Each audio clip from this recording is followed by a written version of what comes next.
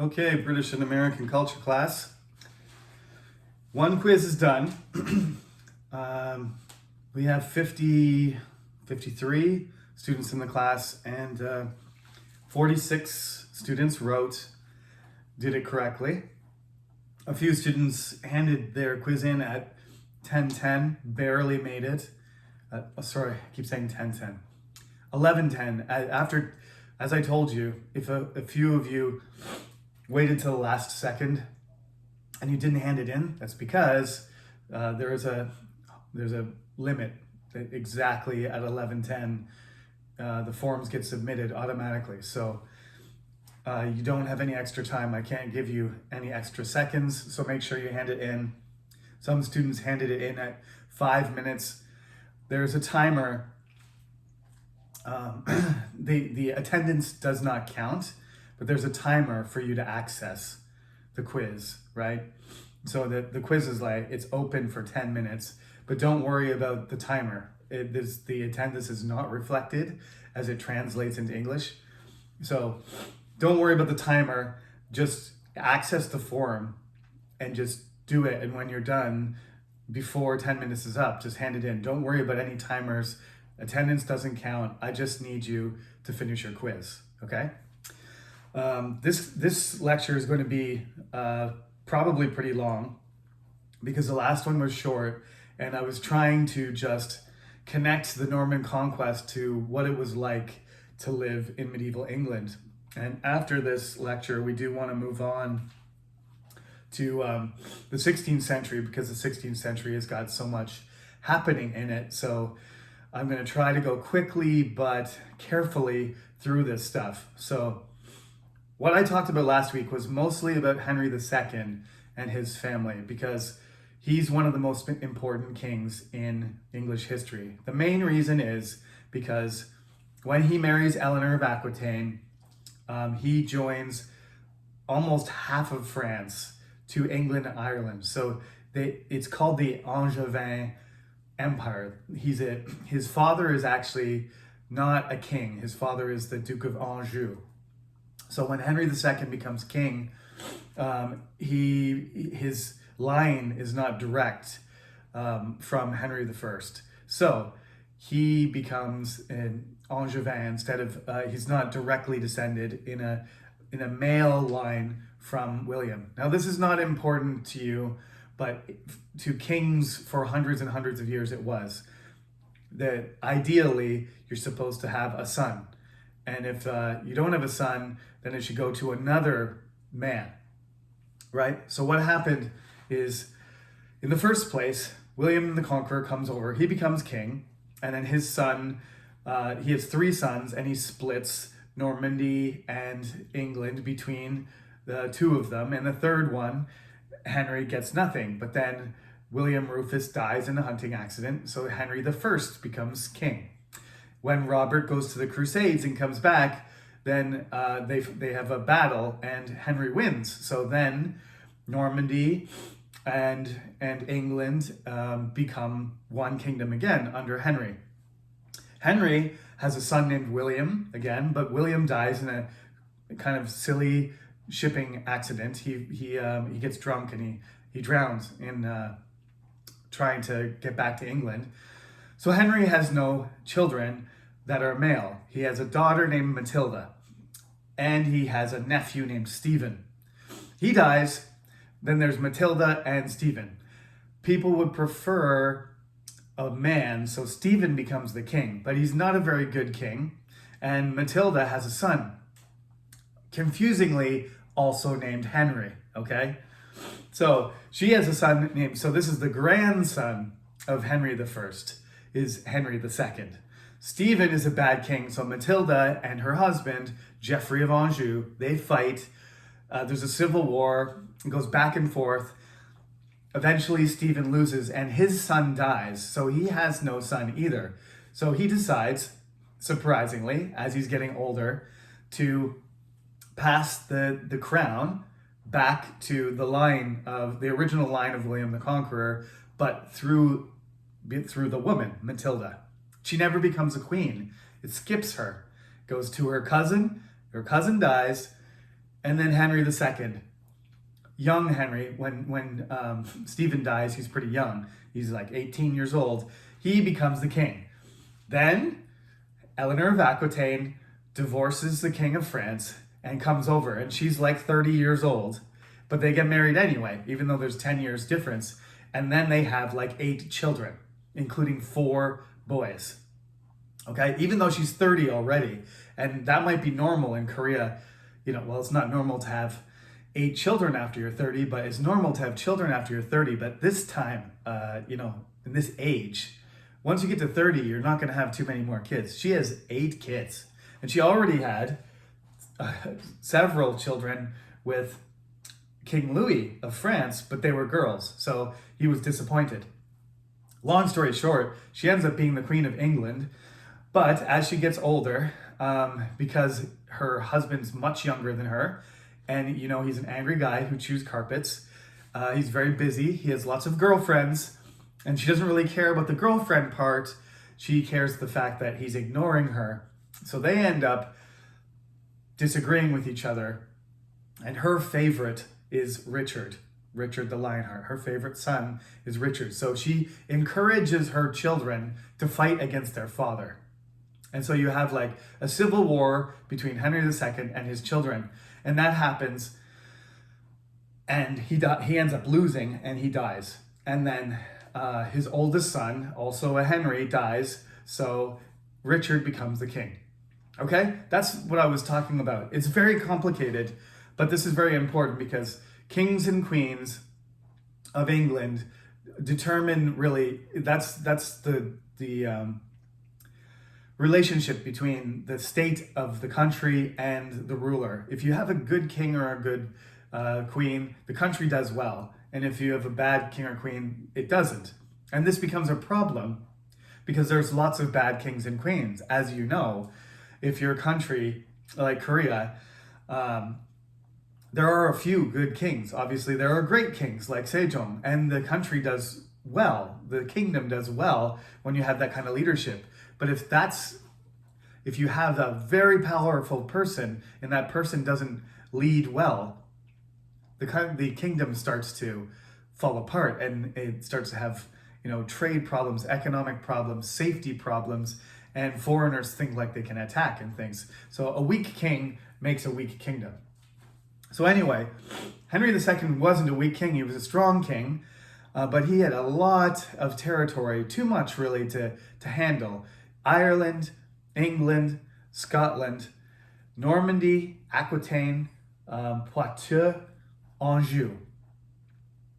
Like he's got like 6 countries to deal with, and they're not contiguous. They're not connected to each other. He has to go on ships.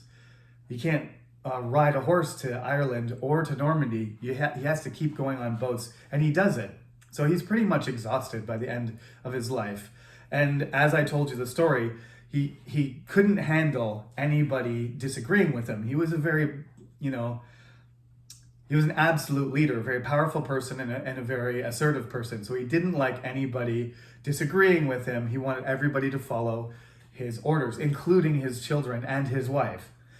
So Eleanor, his wife, ended up being, in the Tower of London for most of her, the rest of her life, because he locked her up. And he fought wars against his own children. And, Thomas of Becket gets killed by some of his men. So it's pretty dangerous to be around the king sometimes too. This is going to be a pattern that happens throughout, the rest of the course. But this course is not about kings and queens. So you don't have to remember Stephen or William, or you need to remember William the Conqueror. You need to remember Henry II because of Thomas of Becket, because that's a very important thing. And you need to remember Richard, because Richard has to do with the Crusades. Now, why did the Crusades happen? The Crusades happened because Jerusalem was taken by Muslim armies, and the Catholic Western European Christians wanted to regain control of it. In their minds, in the Christian culture, in the culture of Europe, European Christian culture, Jerusalem was the center of the world. okay? You had Asia going, in all directions from Jerusalem, and Africa the other direction, and Europe in the third direction, and in the middle you had Jerusalem. Nobody knew about America yet. Nobody knew about Australia. So to them, Jerusalem was not only the heart of Christianity, but it was geographically and sort of economically, because it was at the intersection of trade from Africa and Asia and Europe. And it was the center of the world to them, that they had lost the anchor to their faith, to trade, and to access to the three continents. So the Pope, I think Pope Urban II, if I'm getting that wrong, that's a terrible mistake, but you don't need to know the name. We're not memorizing the names of kings or popes. You just need to know there was a pope at the end of the 11th century, shortly after England was conquered by William, that started crusades. And that's why Robert, William's son, went on the first crusade, because he was Duke of Normandy, and there was a call to crusade, and many people answered it. Most of the knights and soldiers and peasants, everybody answered it, but especially nobles who had money and horses and ships felt the obligation and the religious fervor to go on that mission. And part of the attraction was simply to demonstrate that you were a committed Christian, but of course there was value to it in transactions, right? There was the fact that if they won the battles, that they would capture people, slaves, they would enslave people, they would gain territory and land, and they would capture gold and valuable commodities and establish, they would establish crusader states. So there was more than one object there. It was to demonstrate your commitment to Christianity. There was financial incentive, and you were trying to conquer lands and gain economic advantages and wealth. And in terms of your spiritual situation, if you went on crusade, then that would cleanse your soul of sins. The Pope promised that if you went and fought for the cause of Christianity, that this would forgive transgressions and mistakes and sins, criminal acts that you had done, and you wouldn't have to be guilty, and this would provide you access. Your soul would be able to go to heaven instead of being condemned to hell because you were a bad person. You could expunge yourself, you could cleanse yourself and purify yourself by going to the Holy Land and retaking Jerusalem for Christianity. Okay, that's what the motivation. That was how the Pope in his sermons and his speeches convinced Europeans to go. Okay, and it was a very, very popular thing, especially initially in the First Crusade, the Second Crusade, the Third Crusade. This spans about 100 years, where interest in the Crusades is the most important thing. To when you become a noble, when you become powerful, what you're going to do is you're going to go down, you're going to go on a holy mission and fight in Syria, Lebanon, Syria, Jordan, Turkey. And at the time, you have to remember also that Turkey is not Turkey yet. It's the Byzantine Empire. It's Constantinople, and it's still a Roman Empire. Up until the 15th century, still hundreds of years from now, Constantinople will still be a Roman city, Eastern Roman city, Byzantium, okay? So it's not going to be until 1453, not until the end of the Middle Ages. And it's one of the things that happens that ends the Middle Ages is that the Ottoman Empire, finally, after 1,200 years of Roman rule, will break down the walls of Constantinople and occupy it. And eventually, they will rename it Istanbul. And a lot of the most beautiful things you can see in Istanbul are Byzantine, Eastern Roman structures and roads and architecture that have been preserved by the Turks, by the Turkish people. And I'm not passing judgment here on who's right and who's wrong and whether something belongs to anybody. That's not a part of this class. I'm just explaining what happened. So by the time the Third Crusade rolls around, Richard becomes king, and he decides that he's going to go down to the Holy Land and he's going to participate. One of the most important things about that is the fact that at the same time in this 12th century, his mother, Eleanor of Aquitaine, and her daughters, and Richard, and his brothers and sisters, they all are very artistic. They love music and they love poetry and they love art. And this is when the Arthurian legends are first written in England, in Wales. But they're written in Latin, right? So you got to remember, this is important to the class too. People who were upper class didn't write in English at this time. They wrote in French or they wrote in Latin. Latin was the language, the language of pan-Europe. So if you wanted people in Italy or France or Germany or Spain to read what you wrote in Latin. Even hundreds of years later, Sir Thomas More is going to write Utopia, which you probably know the word, and it's a famous English book, and it was written in Latin, and that's in the 16th century. So we're way back in the 12th century. A Welsh guy writes about King Arthur in Latin.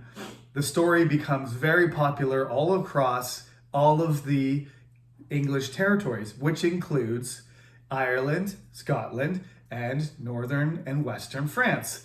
From those areas, they spread across Europe, and the French start writing these different le roman de Brut, Roland, the story about the knight Sir Roland, and there's all of these stories get added on after.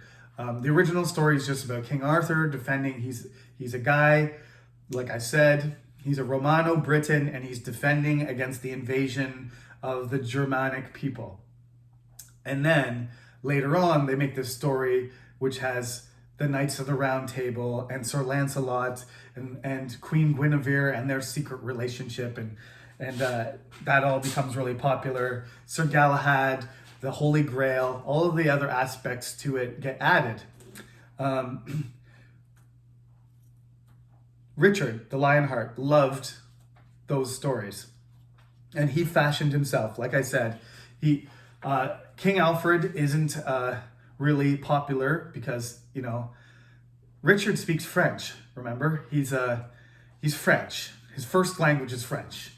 He's an English king, but he speaks French fluently. He's bilingual, but his first language is French. So he's doing everything. He's singing, he's talking, he's ordering everybody in French, and most of his court is doing things in French too. Nothing's being done in English. Only the peasants speak in English, so there's a whole bunch of people mixed up, but a lot of them speak French, and the main crusaders are French knights. They're the Franks. So, when the Muslims talk about the Europeans, they don't call them European, they call them the Franks, even though some of them are English, some of them are German. The main group of them are Franks, okay? Some of them are Norman, but they call them the Franks. That's what everybody refers to the Crusaders as, the Franks, because they're the main body of people. And what they speak to each other is French. And in one of my conversation classes, I talked about this word pidgin.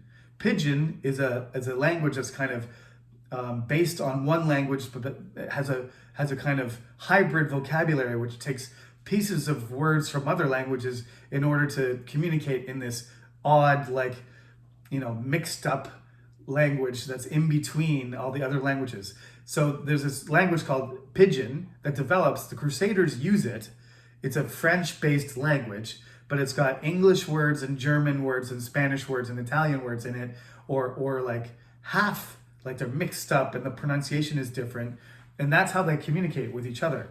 The Crusaders talk to each other in this, mixed language called Pidgin. So when languages evolve from the main language into a new language and it starts to, hybridize vocabulary, you call that language a Pidgin language. And then when it evolves fully, you call it a Creole language. So, for example, Haitian French is a Creole language. It's not very easy for a French person to understand, but there's the core of the language is French. And Jamaican English is another one. If you go to Jamaica, the Jamaican people can speak English to you, or they can speak Jamaican. And Jamaican is based on English language, but it's got all these other words and sounds that are African mixed into it, so you can't understand them. Okay? So there's Jamaican English and English, and then there's Jamaican. They have their own language, which is a Creole language. So Richard speaks real French, though. His French is perfect. And he reads in French, he speaks in French, he also reads Latin. And he obviously can comprehend English, but he doesn't use it very much. So he's one of these great warrior kings. He has a sword. He calls the sword Excalibur because that's the sword that Arthur has. And he leads an army. What he's really good at is fighting. He's a good administrator. He's a good leader militarily. He's excellent at logistics. He raises money and he moves troops and food and equipment very well. And so he wins his battles. He fights against Saladin the Great. He's a Muslim. He's a Muslim commander from Egypt, but he's Kurdish. You may know him by another name. If you're from a Muslim country, it might have a different name, but we call him Saladin. I'm sure he has a longer name, but in English we call him Saladin the Great because he took Jerusalem back. The Christians take it and hold it for about 100 years. Saladin retakes Jerusalem, so it's in the hands of the Muslims. That's why Richard goes down to the Holy Land to take it back. And he takes back some cities, but Saladin is a very crafty, very clever, and very honorable, very impressive leader. And in some ways, they're very equal. But Saladin sometimes gets more respect because he's less of a brutal, he has less of a temper. He's less out of control and less brutal than Richard. Richard executes people and fights with his other commanders and soldiers because just like Henry II, his father, he has this crazy temper. So he gets super angry and he's very proud of himself, but his soldiers love him and he's an amazing fighter, personally brave, and he can charge on a horse and he has this sword and he fights as well as anybody in the army. So the soldiers love him and he wins some great victories, but he's unable to take Jerusalem. So he makes a peace treaty with Saladin, which they have learned to respect each other, somewhat like great generals who have respect for the other person's ability. And then he tries to go back to England, but he gets captured. And this is all part of the romance of King Richard's life. It's almost like a fairy tale or a King Arthur legend by itself. You don't even need to make up a story because King Richard's life is so unbelievable. It's like a movie. So he gets captured, and then England has to raise this huge amount of money to get him free because he's basically a hostage. He gets free. He comes back to France. He's fighting against the French to try to defend some of the territory. He gets hit with a crossbow bolt, and a few days later he dies. Bye-bye, Richard. That's it. So that's what you got to remember about Richard. His involvement is significant because he becomes a legend. He's called the Lionheart because his soldiers called him that, right?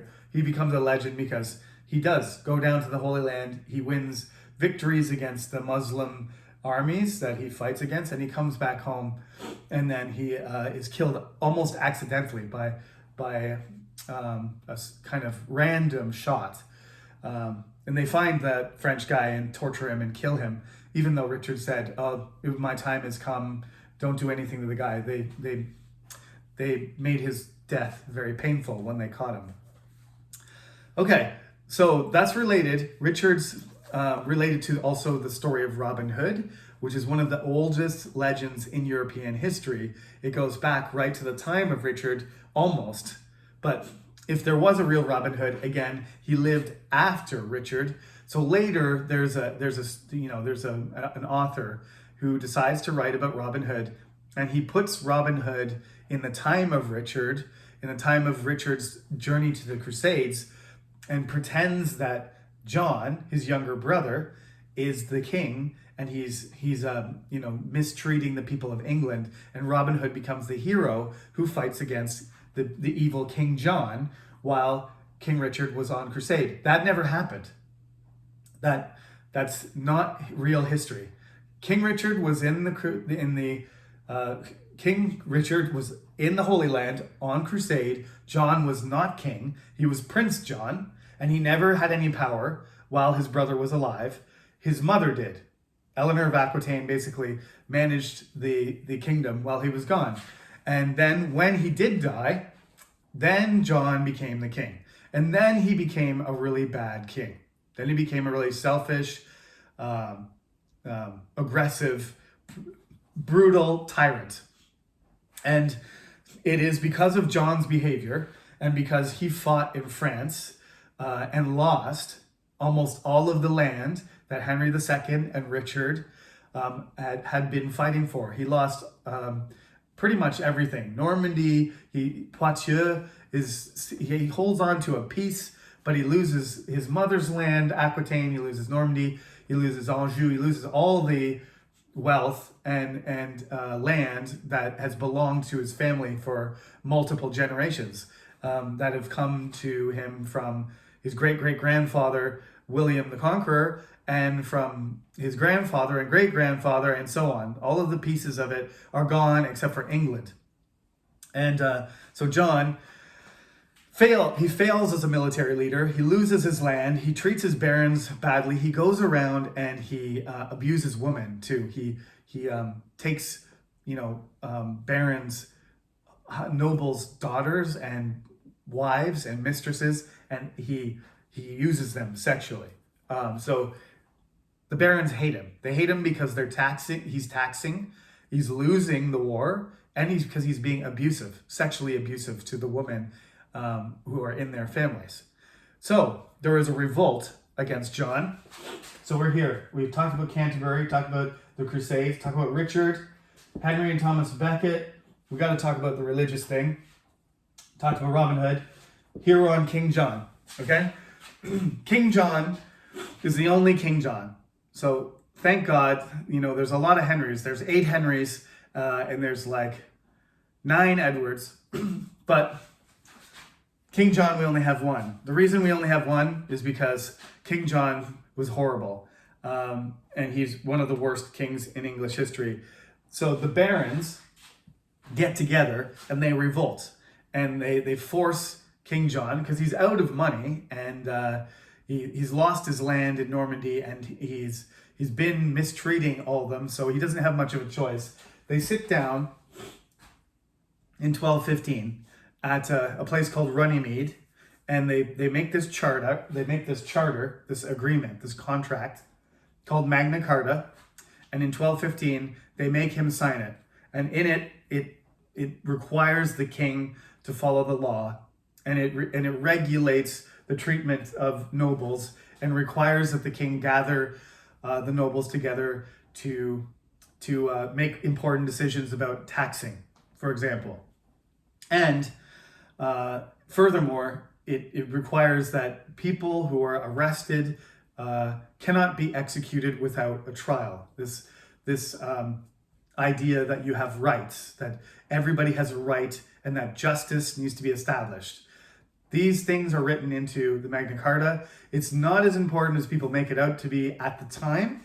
Just later, people will just keep, as the power of the king, they try to control the power of the king and move it towards constitutional parliamentary system, the English people will constantly say that the king has agreed to power sharing with the people, that the representatives of the people must be consulted in order for things to be legal. The king can't just do whatever he wants.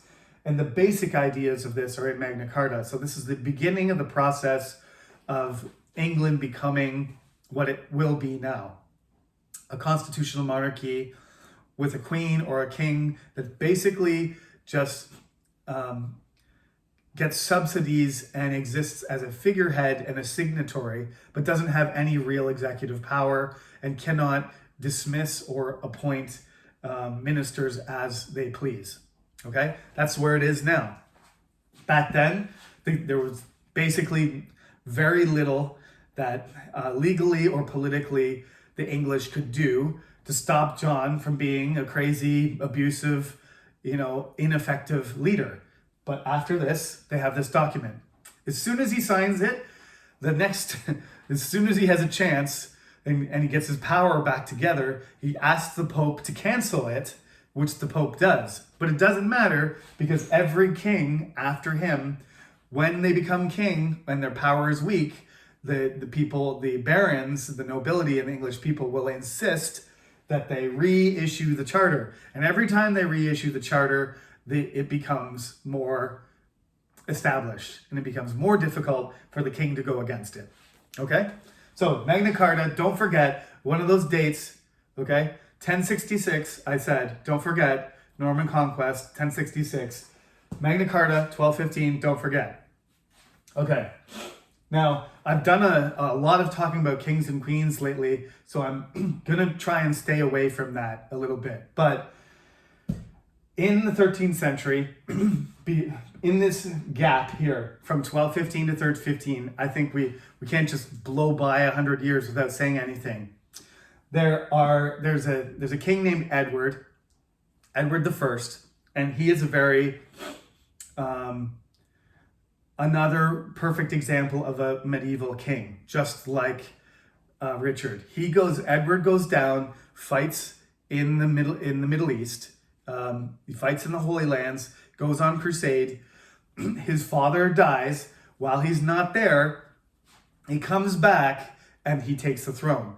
That's an indication of how powerful the guy is, because usually when kings are away and somebody dies, somebody takes over. But he's got such a strong hold on England that he's not even there when he becomes the king. And then he travels home and they're waiting for him. Instead of somebody trying to take over the kingdom, they're waiting for him to say, "Oh, Edward, here's your crown." He's a very strong warrior king. He's got a lot of energy, and he's a military expert, and he's a very powerful, strong-minded person. So when there's trouble in Wales, and Wales is in the west of England, it's in the west of the United Kingdom, rather. It's not really England. It's its own territory, and that's the territory where the Celtic, Brittonic culture has survived strongest, right? Scotland is its own Scottish Gaelic. It's connected to Ireland and that Celtic group, but the Britain, the people that lived in Britannia when the Romans came, they were pushed west, and they retained control over Wales, and they became Welsh people, and they preserved the traditions of the people in that area. It's continuous. It's never really been conquered except by Edward I. Edward I, because there was all these castles and the Welsh were rebelling constantly against English rule, there was kind of an English borderland there, and then the Welsh had their territory. So he decides he's going to take over Wales, and we're going to absorb Wales into the Kingdom of England. So he goes in there and he fights against the Welsh, and he defeats them. And from that point on, we have the next King of England. The future King of England is going to be called Prince of Wales, right? Charles, right now, is the Prince of Wales, okay? That's the title. The first person to become the Prince of Wales is Edward II. Edward I takes over Wales, and he removes the Welsh kings and the Welsh chiefs. The Welsh chiefs and the Welsh kings. He removes them, takes away their power, and he places a ceremonial title on his son. Now the Prince of Wales is the son of the king, the first son of the King of England, the Prince of Wales. Okay, and the wife of the Prince of Wales becomes the Princess of Wales, like Diana was. And now Princess Camilla is Princess of Wales. He does that, and then he goes north, and then he fights against the Scottish, because the Scottish kingdom has no king, and he decides that he's going to take, lordship of the Scottish kingdom. The Scots refuse the custodianship of the King of England, so they go to war, and they fight until Edward basically defeats them, but he dies, and when he dies, Edward II tries to continue the war. He fails, and Scotland retains its independence. If you watch the movie Braveheart, I know you're all young, so this movie was made in like 1992, so it's like 10 years before. It's like a 30-year-old movie, but it's a famous movie with Mel Gibson, and Mel Gibson plays William Wallace, and another of the heroes is Robert the Bruce. Robert the Bruce was actually a Norman. He's a Norman Scot, but anyway, the Scottish, between Wallace and Robert the Bruce and two wars of independence, the Scottish defeat the English and they remain independent.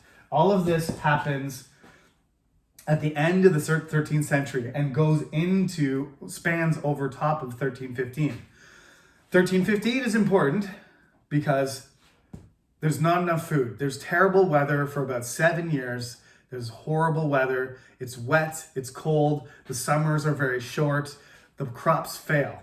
Now it's even more significant because it's not 1 year or 2 years, it's 7 years in a row. So you barely make it through one winter, and you're hoping that you'll be able to grow some food and have enough for the next winter, and then it's the same. And then it's the same. So it's year after year, and England suffers, but there's even worse damage to France and Germany and other countries. Because of the climate of England, it's not quite as bad, but it's still horrible. So everybody's sick and everybody's tired. And the English can't fight against the Scottish very well when that's happening. The Scottish are attacking them, and they don't have money, and they don't have food, and they don't have energy. So Scotland wins the war. That's not the only reason, but this is also a factor. The English can't maintain the pressure on the Scots when they're starving. Another reason that the famine is really devastating is because the weather had been unusually warm. It's called the long summer. So for several hundred years, from around 1100 until the mid 13th century, the weather had been excellent, and the food production had been abundant. So they had more food, and the population had gotten bigger and bigger. So that essentially England and Northern Europe, it was overpopulated. So there were too many people and too many mouths to feed already. They're already at the limit of what the land could produce to support the population. And then this famine happens and crushes the population, because they're already, some people are already starving as it is, but then there's just not enough food to go around for even half the population. So there's a huge effect on the population. There's starvation, but maybe more importantly, in general, people are weak. Their immune systems are weak, and they're unhealthy. They've grown up undernourished, so their bodies are weak. All right? So this sets up, the 100 Years' War is a fight between France and England. Basically, Edward III, our third Edward now. I'm not going to explain too much more about it unless people have particular questions. Edward III, he's also tall, handsome, powerful, courteous, educated, and a great warrior. just like not Richard II, just like Richard the Lionheart, just like Edward the First. So we're like skipping kings. One, heroic king, and then a bad one, and then another bad one, and a heroic king. It goes back and forth, and this is pretty normal. But Edward III is much more like his grandfather and his great-great-grandfather than he is like his own father. So he's tall and handsome and powerful, and he decides that France is at this time quite weak, so he decides that he's going to attack France and take back the land that belonged to Richard and Henry II, that John lost. And he does. He goes to France and he wins some really astonishingly one-sided battles where he probably shouldn't have won, but he's defeating the French in these great historic battles, and he's outnumbered in many cases, and the French have a larger country, they have a larger kingdom, they have a bigger army, but he's winning the battles anyway. So he becomes a hero, and he, again, King Arthur's court and manors and princesses, and he establishes this order called the Order of the Garter, which all the kings of England will be a member of. The garter is this the thing that you put on your leg, a lady puts on his leg, so it's a symbol of courtly manners. And I won't tell you the story about how that happens, but "on y soit qui pense" is the thing he says in French. It's like, how could you think badly of this? He does some gallant, romantic behavior to protect a woman's honor who accidentally drops her garter at a dance. And then he establishes this order called the Knights of the Garter, which are like an exclusive club of knights that are connected to the king, just like King Arthur and his Knights of the Round Table. So Edward III does all these things, wins these battles, and then while he's fighting in France and while all this is going on, the Black Death happens. And you're going to have to read about some of this in the book because we're running out of time. But the Black Death is, I call it in the textbook, I call it the trauma of complete devastation. This is because the Black Death is probably the most important event in European history, except for maybe the fall of the Roman Empire. It's the most important event in the last 1,000 years. It kills 30 to 40%. Tens of millions of Europeans die. And it kills people in Asia too. Not to ignore the fact that it kills other people too. It happens in Asia first, and then the Black Death comes along the trade routes brought probably by the Mongolians to the Black Sea. And there at the Black Sea, Italian traders, Venetian traders, and Genoan traders bring it to Italy. And from Italy, through the ports of Italy, it spreads all the way across Europe, and it comes from France from Bordeaux, probably through the wine trade. It ends up coming to England.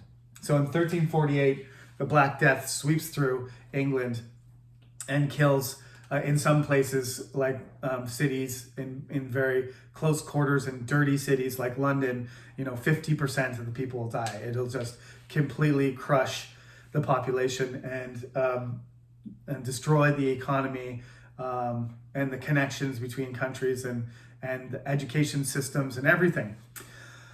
So the Black Death, it is the event that sort of divides the Middle Ages in half, I would say. There's the famine, and like the 14th century is a complete disaster.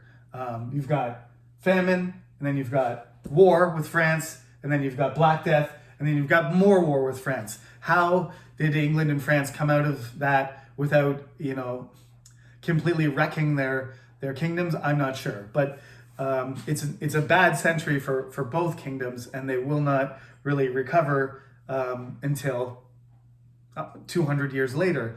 The Turks will recover much earlier and start expanding again. They also experience the Black Death, but it's been overcome and the consequences dealt with by the time they get to 1453. But England is still suffering in some ways from the effects. In other ways, though, England is benefiting from the Black Death. So since we're getting close to 45 minutes here, I'm not going to be able to talk about the exact specifics about that. And there's also the Peasants' Revolt. We have to talk about there's one more event here that I didn't write, which is in the book, which is also really, really important. And these Peasants' Revolts happen all over the place. They don't just happen in England. They happen in Germany and they happen in France too. But this particular revolt, 1381, in England is very important. It's, again, for the political and cultural history, it's very important to talk about. So I'm going to talk about the Black Death and the Peasants' Revolt at the beginning of next class, and then I'm going to do another jump over the 15th century so that we can get closer to modern day, British culture, which will include, Henry VIII, Queen Elizabeth, Bloody Mary, Mary Queen of Scots, and all those people. It seems like I'm talking about kings and queens a lot, and then that's because we don't have a lot of information about particular people who are not rich, powerful people. I can only really talk about them. Don't think that you have to memorize all of the people, just the people that I put on the board, right? I didn't even put Edward III or Edward I up there. You don't have to remember that, but you do have to remember the information that's connected to the things I put on the board. Can't forget about King John, bad King John. Don't forget about Richard, the Crusader, because those names you do have to know. But I'm not going to ask you about Edward I or Edward III. Henry II, again, Thomas Becket, those names you need to know, but these are the events over here. These are the names. Don't forget about these things. These are the events. I don't expect you to know all the different Henrys and all the different Edwards. That's ridiculous. It took me a long time to remember who is who, and I'm 40 and you're 20. So please, don't worry about all the Henrys and the Edwards. Just remember the particular ones. Henry II, Richard the Lionheart, and King John. That's what I asked you to remember. But you should know that the Magna Carta was written in 1215 and what that means. And the description is in the book. And you should know that the Great Famine has a big effect on the Black Death, because the Black Death, of course, kills more people because everybody's already sick and weak. All of these people who are 40 years old when the Black Death hits, those people, when they were babies, didn't eat properly. Their parents didn't have enough, food to eat, and their mother's milk wasn't as nourishing, and they grew up not having good immune systems. So of course, it's much more difficult for them to survive the Black Death. So it's like a double whammy. It's like getting hit twice as hard, because the famine made it difficult for them to be in good condition in the first place. Okay, now religion. This will be important in the next lecture too, so some of this will carry over. I still haven't discussed it enough, I think, but let me just say that Christian religion was the center of everybody's life. The church was, the poorhouse. It was the social service system. It had everything to do with family management, counseling. It was education. It was a place for education. It was a place for community. It was a place for politics. Every aspect of medieval life was connected to the church. When they had markets and everything, the church was involved in that too. The bishop or the local priest was the leader of the community, right? When Pope Urban called all of the leaders of Europe and all the powerful people to go on the crusade, they answered, because the church was the system that connected everything in Europe, spiritually, economically, politically, and linguistically, because of Latin, right? All of these things are interconnected. All of the universities were based on theology and religion. So medieval life really revolved completely around religion. It was at the center of their life. And when the Black Death came along, this was very disruptive.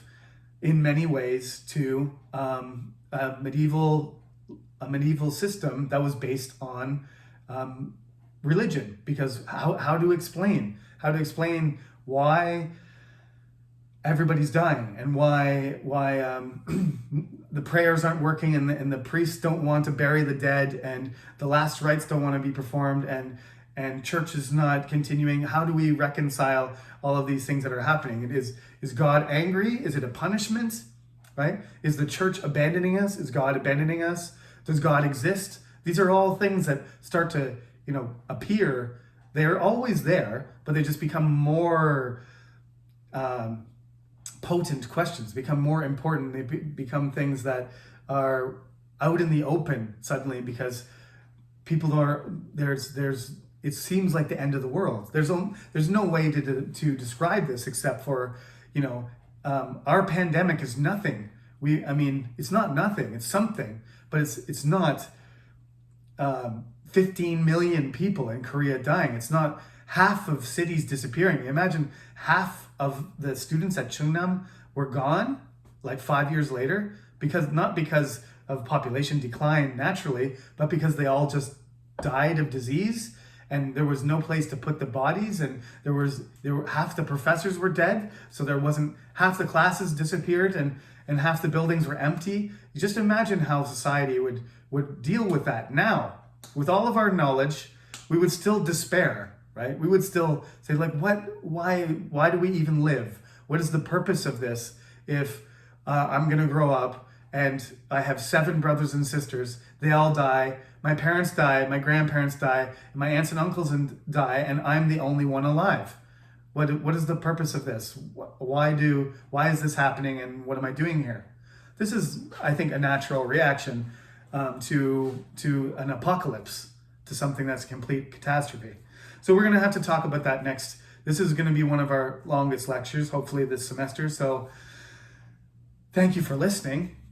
Thank you for listening, and thank you for your effort on the quiz. The average was pretty normal, a little bit above 6. The first quiz usually is around 6, and then the average goes up to around 7 for the rest of the quizzes, because you'll get used to writing the quizzes, and you'll get better at it, and you'll see how to study. So remember, don't try to memorize everything I say, because I'm trying to explain a story. I'm trying to make it interesting for you to know about these things, to understand the culture. So focus around the main points that my stories are connected to, because that's what you're going to be tested on. But you have to be able to put the things together, not just memorize the answers. The point of this class is to understand how culture changes, and what British culture, how it has changed, and what's the relationship between the culture of the past and the culture of the present. Okay? So thank you for listening, and I'll see you again on Friday. No quiz, no homework this week. So all you have to do is just listen to the lecture and make your notes. Have a good day, and see you on Friday.